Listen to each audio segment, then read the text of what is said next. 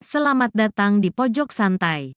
Sebelum Anda mendengarkan audiobook ini, kami menginformasikan bahwa channel ini adalah review audio dari buku yang ada di Indonesia. Untuk membaca keseluruhan buku ini, kami menyarankan membeli buku aslinya di toko buku kesayangan Anda, baik offline maupun online. Keberadaan channel ini dimaksudkan untuk membantu Anda mendapatkan pengetahuan dari buku-buku kesayangan Anda. Jangan lupa untuk subscribe, like, dan komen. Selamat datang di Pojok Santai, channel khusus yang membahas komik dan novel dengan cara asik.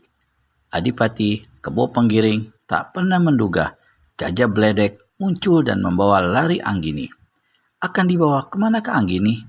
Yuk langsung saja disimak video berikut ini.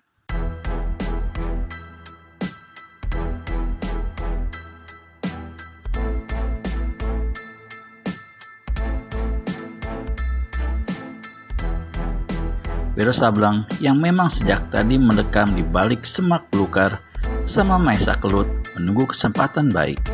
Mendengar teriakan Dewa Tuak itu segera melesat keluar ke arah Gajah Bledek. Melihat hal ini, Tunggul Soka tak tinggal diam. Dia memberi isyarat pada Ronggo Kemitir agar membantu Gajah Bledek. Lalu pada Tambak Ijo dan Labludak, dia membisikkan agar segera mengikutinya menyerbu Kebo Penggiring. Pedang merah di tangan Adipati itu dan juga sebilah keris mustika yang terselip di pinggangnya harus segera dirampas. Jadi ini kacung suruhan Dewa Tuak yang diutus untuk membebaskan gadis Molek ini. Apa betul namamu Sableng, Cung? Kata-kata itu diucapkan Gajah Bledek pada Wiro Sableng ketika pendekar ini melangkah mendekatinya.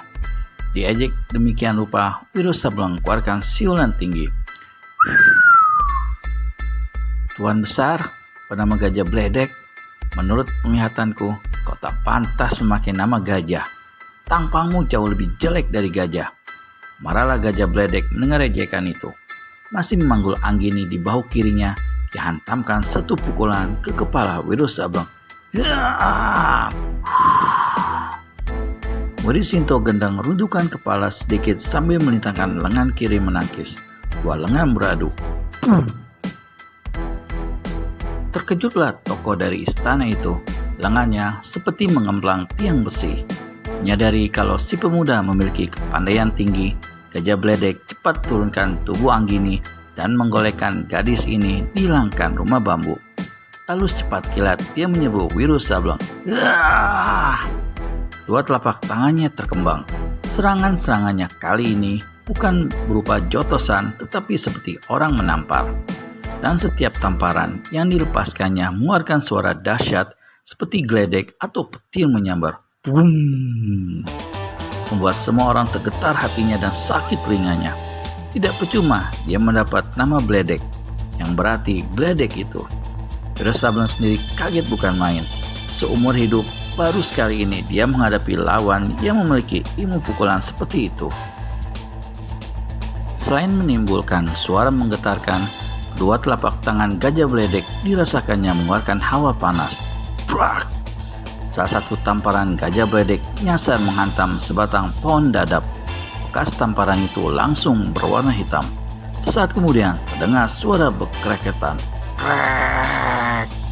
Pohon besar itu patah lalu tumbang perlahan-lahan. Uduk pendekar 212 jadi mengkirik dingin. Kalau mau selamat, tak ada jalan lain. Dia juga harus keluarkan ilmu simpanannya.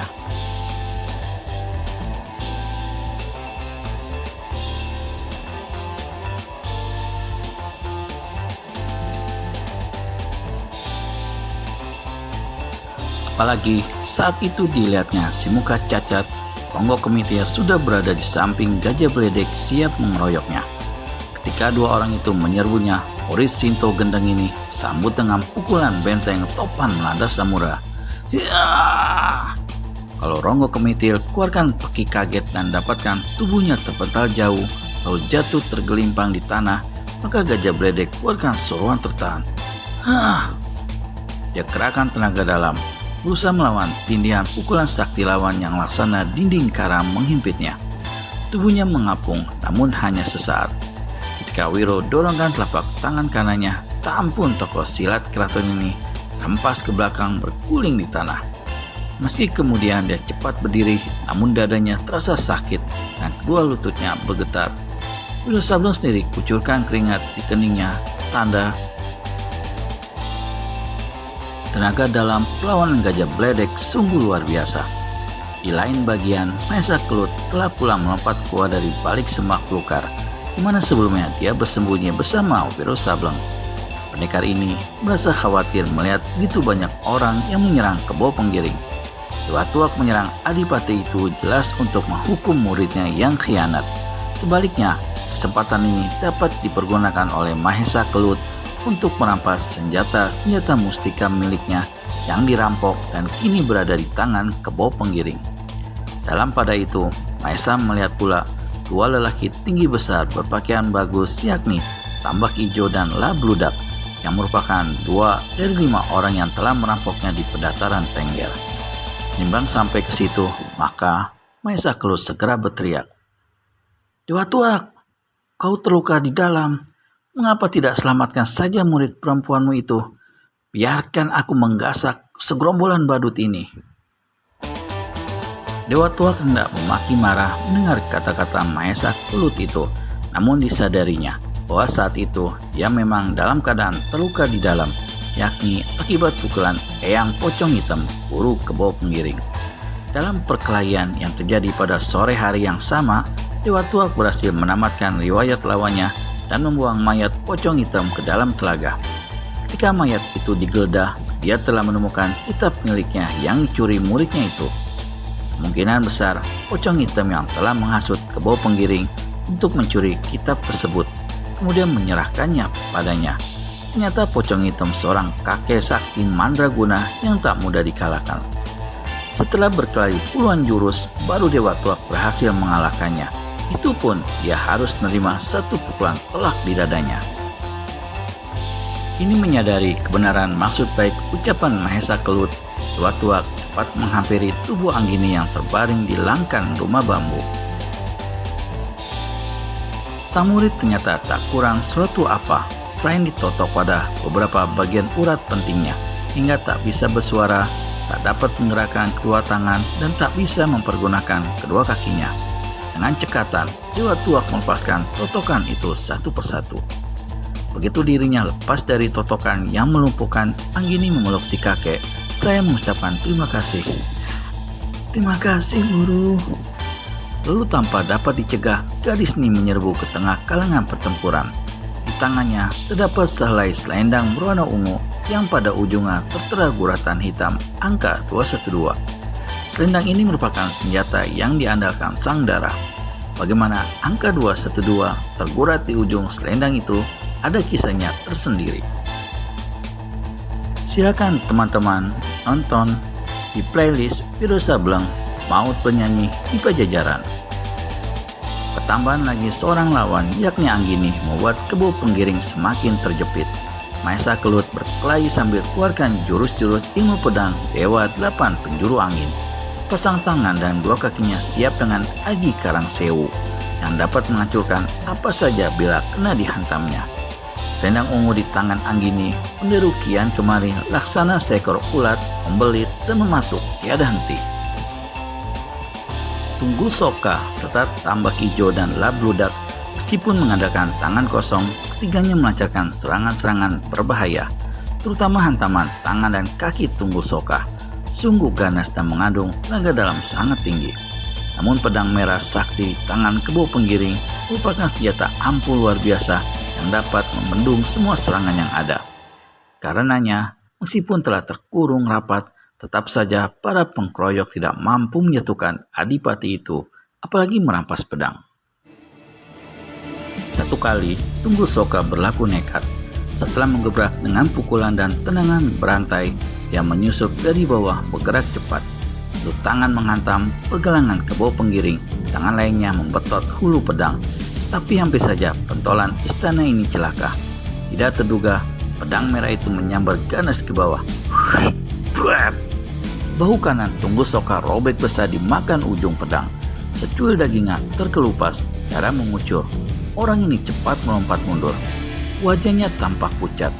Sebagai tokoh silat istana, Tunggul Soka memiliki kepandaian silat dan tingkat tenaga dalam yang tinggi. Dibandingkan dengan dirinya, maka kepandaian Kebo Penggiring masih berada di bawah. Bagaimana Adipati yang dikeroyoknya begitu banyak lawan masih mampu bertahan dan membuat kejutan? Bagaimana selanjutnya pertarungan Adipati Kebo Penggiring melawan musuh-musuhnya?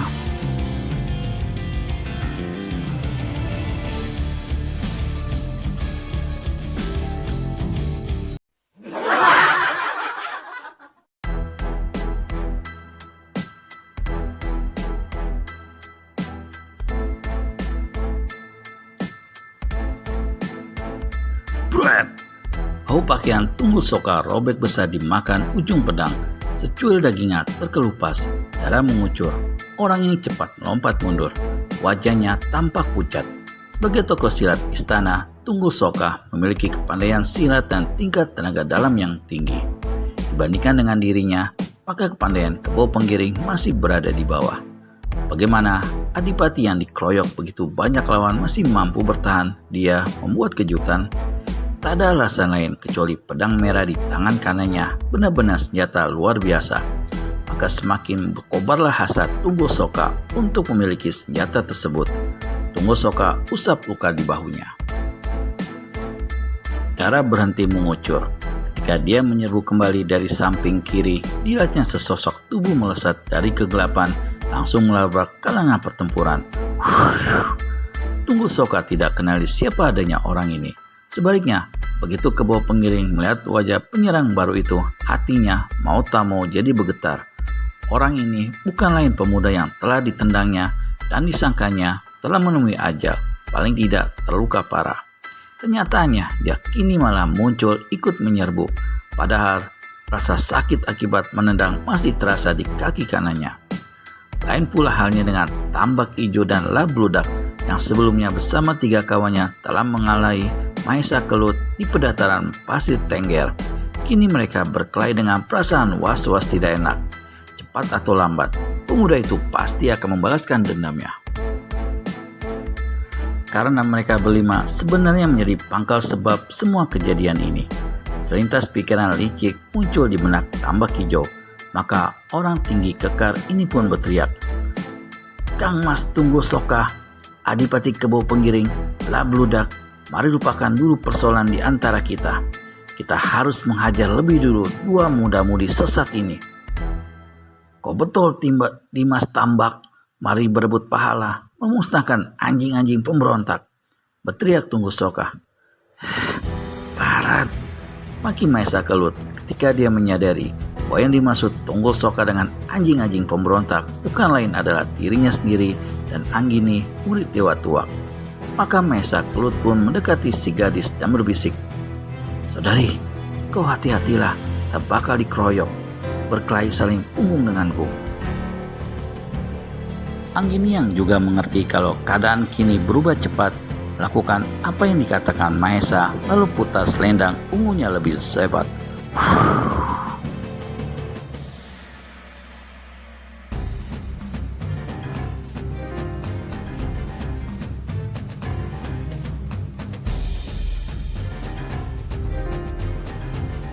Bagi Mahesa Kelut, yang paling penting adalah memperhatikan tindak tanduk gerakan Kebo Penggiring. Adipati ini merupakan musuh paling berbahaya di antara 4 pengkeroyok karena pedang sakti berada di tangannya. Sebaliknya, 2 titik lemah di pihak lawan adalah Tambak Ijo dan Labludak. Maka kembali dia berbisik pada Anggini, "Hati-hati dengan pedang merah ya. Arahkan seranganmu lebih banyak pada 2 lawan perakian bagus." "Aku mengerti," saut Sanggara. Kekuatan tenaga dalamnya kini dibagi 2. Pertama, disalurkan ke selendang ungu yang jadi senjatanya. Sebagian lagi ke lengan kiri. Pukulan dan tendangan berkecamuk silih berganti. Sinar ungu selendang Anggini menderu berkelebat di udara. Di antara semua itu, pedang merah mengkiblatkan sinar dan suara mendengung menggidikan.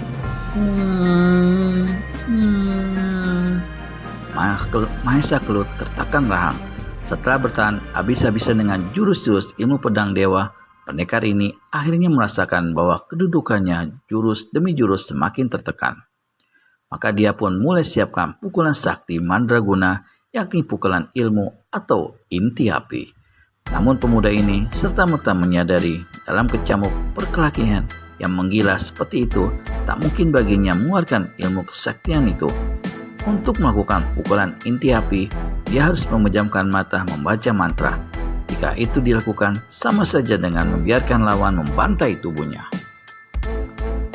Untuk sementara, dia terpaksa menjaga diri dengan Aji Karang Sewu sambil menunggu kesempatan untuk mengeluarkan senjata rahasia yang yakni pasir terbang berwarna merah.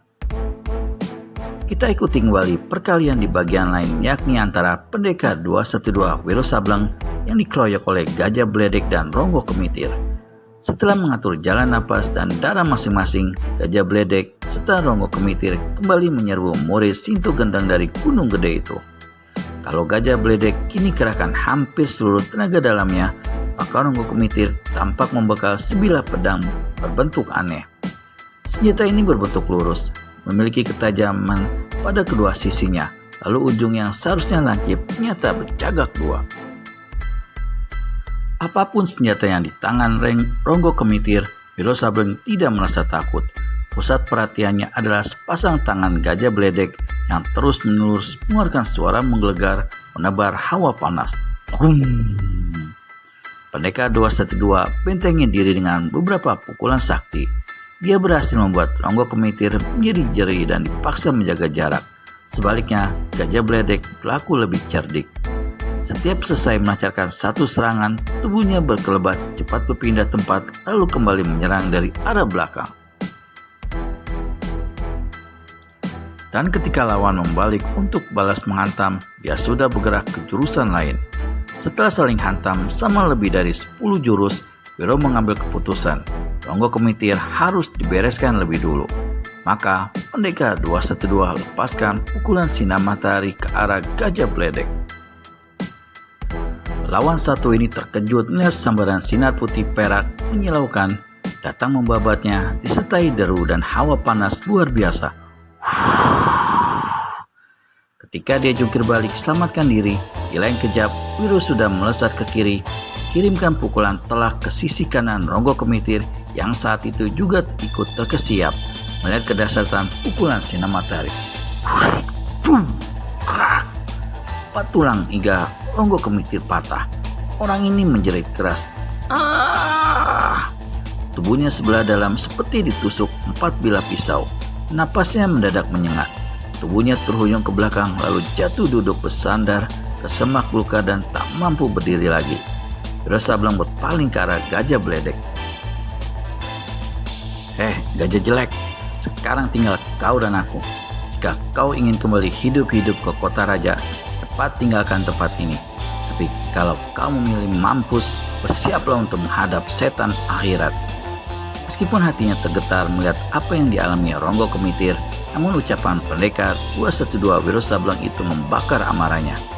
Didahului bentakan keras, dia tepukkan kedua telapak tangannya satu sama lain.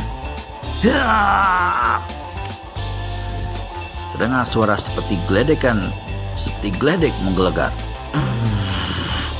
Tanah bergetar. Pendengaran sakit seperti ditusuk. Angin panas menderu menyambar tubuh Wiro Sableng. Murid nenek sakti dari Gunung Gede ini tak tinggal diam. Begitu angin pukulan lawan menyambar ke arahnya, kembali dia lepaskan pukulan sinar matahari. Sekali ini dengan pengerahan lebih 3/4 tenaga dalam. Terjadi hal yang membuat semua orang yang ada di tempat itu menjadi terkesima kaget, gempar, lalu bergidik ngeri. Pukulan geledek yang dilepaskan Gajah Bledek saling hantam di udara dengan pukulan sinar matahari. Boom! Satu letupan dahsyat menggelegar. Cabang-cabang pohon, ranting-ranting dan dedaunan rambas hancur berantakan dan hangus hitam. Di sebelah bawah tanah terbongkar dan berterbangan. Bangunan bambu bekas kediaman pocong hitam roboh. Air telaga bergelombang. Tak ada satu orang pun yang sanggup menahan diri dari kejatuhan, termasuk Wiro sendiri. Gawat, lagi-lagi Wiro Sableng mendapat lawan yang sakti luar biasa. Bisakah Wiro menghadapinya?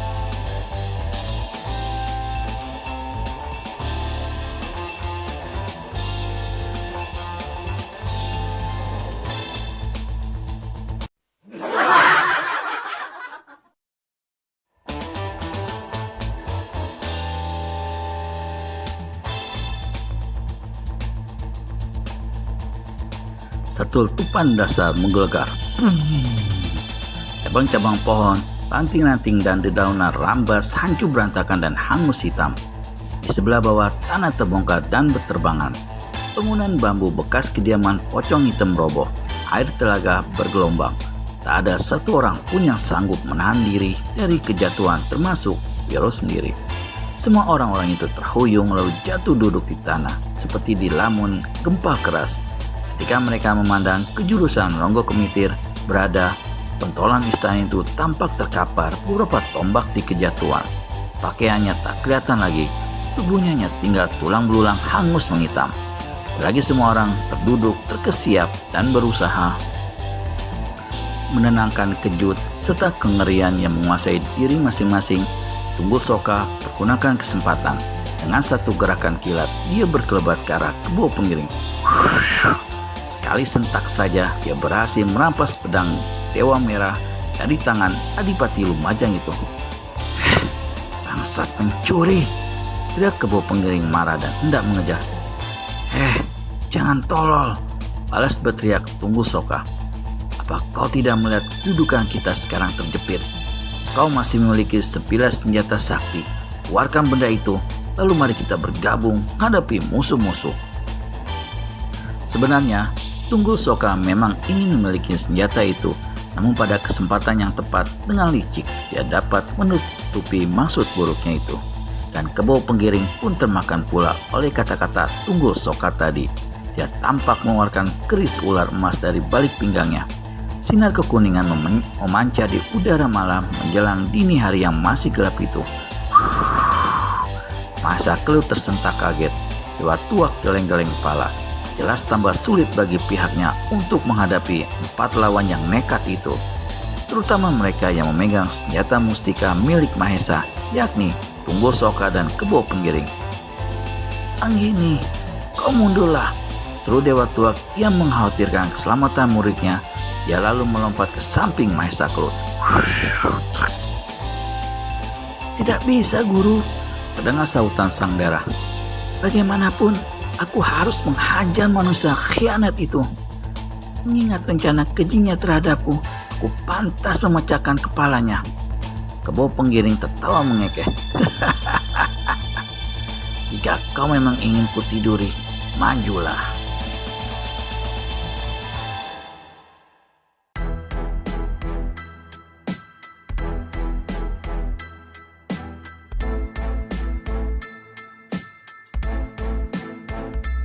"Manusia keji!" pekik Anggini. Selendangnya dikebutkan.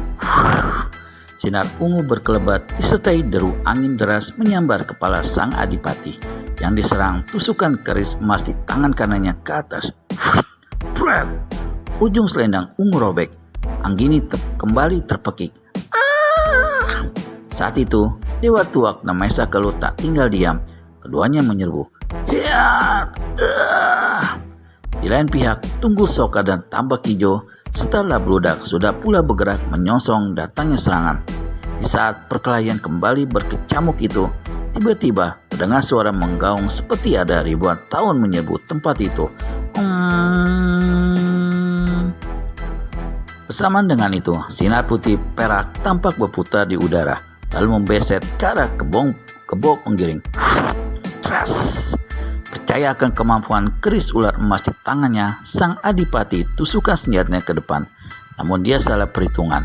Sinar putih perak tadi membabat ke bawah menghindari bentrokan lalu menelikung ke pinggang. Kebo Penggiring terkejut. Cepat melompat mundur, tapi terlambat. Dia merasakan lambungnya dingin. Rasa dingin itu hanya sekejap berganti dengan rasa panas. Dia memandang ke bawah lalu menjerit. Melihat darah menyembur disusul usus yang membusai dari perut yang robek besar.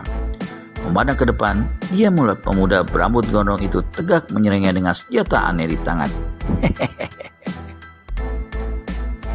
"Kapak maut, naga geni 212," seru Tunggul-Soka. Kini setelah dia tahu pasti siapa adanya pemuda itu, nyalinya pun meleleh. Dia sudah menguasai pedang sakti. Mengapa harus menyulitkan diri meneruskan perkelahian? Tanpa pikir panjang lagi, tokoh silat istana ini segera balikkan diri ambil langkah 1000. Namun sebelum tubuhnya lenyap di kegelapan, Wiro arahkan kapak naga geni 212 ke arahnya lalu tekan alat rahasia di hulu senjata yang berbentuk kepala naga. Terdengar suara bersir halus ketika selusin jarum putih melesat dari mulut kepala naga menyerang ke arah Tunggul-Soka. Mendengar datangnya senjata rahasia ini, Tunggul-Soka cepat putar pedang merah ke belakang punggung. Dengan suara berdentringan disertai memetiknya bunga-bunga api. Trang! Selusin jarum patah dan luruh ke tanah. Wiro memaki panjang pendek.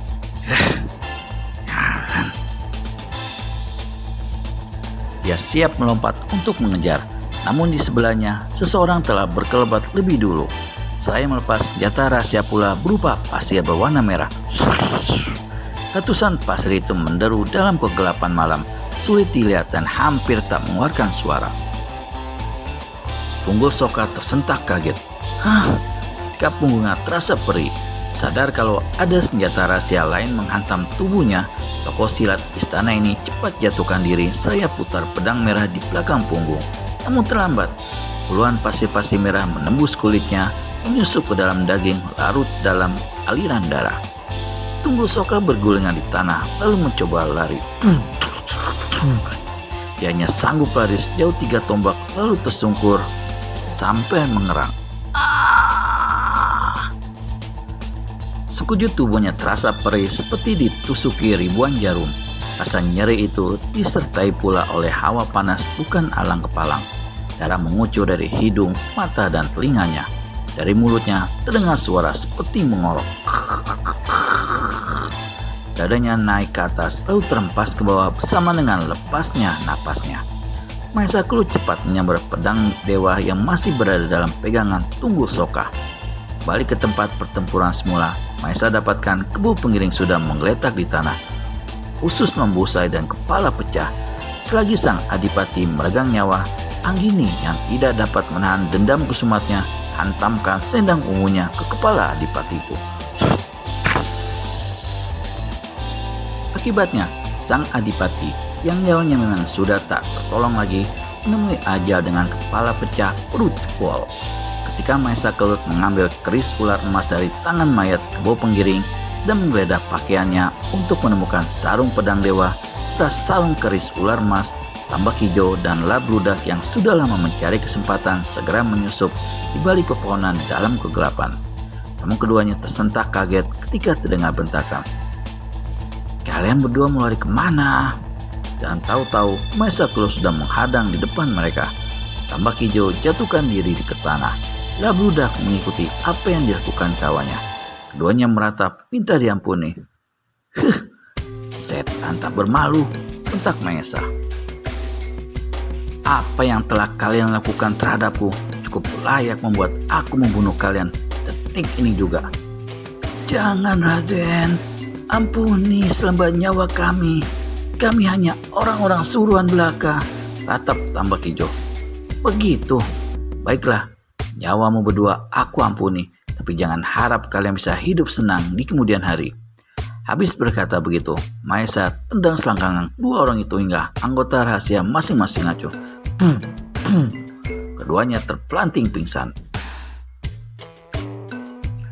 Saat itu, hari mulai terang tanah.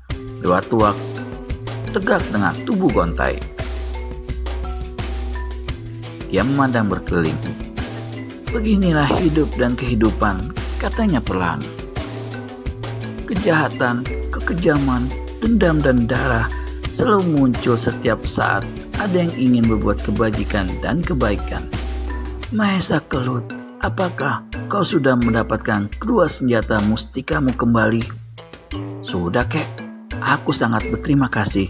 Kalau tak ada kau dan muridmu serta kawanku si Sableng itu, Niscaya aku akan kehilangan dua senjata itu selama-lamanya. Wiro Sableng garuk-garuk kepala. Dewa Tuak batuk-batuk. Tenggorokannya terasa kering karena sudah beberapa lama tak meneguk tuak. Kalian dua pemuda tentu ingin melanjutkan perjalanan. Namun, aku ada satu pertanyaan untukmu, Pendekar 212. Apakah itu Dewa Tuak? Tanya Wiro Sableng. Mendadak saja dia jadi gelisah. Urusan jodoh tempo hari, apakah kau sudah memikirkan? Paras Wiro Sableng berubah. Pendekar ini jadi salah tingkah. Di samping Dewa Tuak, Anggini tampak tundukan wajahnya yang menjadi sangat merah. Maesa Kelut tertawa geli dan kedip-kedipan matanya pada Wiro. Jika kau memang tak berkenan pada muridku, terpaksa aku mencarikan jodoh yang lain. Terdengar suara Dewa Tuak. Wiro Sableng angkat kepalanya, berpaling pada Maesa Kelut. Murid Mbah Jagat Nata ini mendadak saja jadi pucat mukanya. Kini Wiro yang tertawa mengekeh. Kek, kau benar. Sahabatku ini jauh lebih cocok untuk muridmu yang jelita itu, kata Wiro. Hah? Urusan apa ini? Seru Maesa Kelut.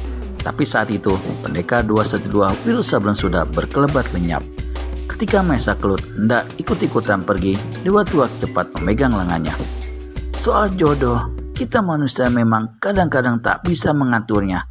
Tapi apa salahnya kau kuajak mampir melihat-lihat tempat kediamanku?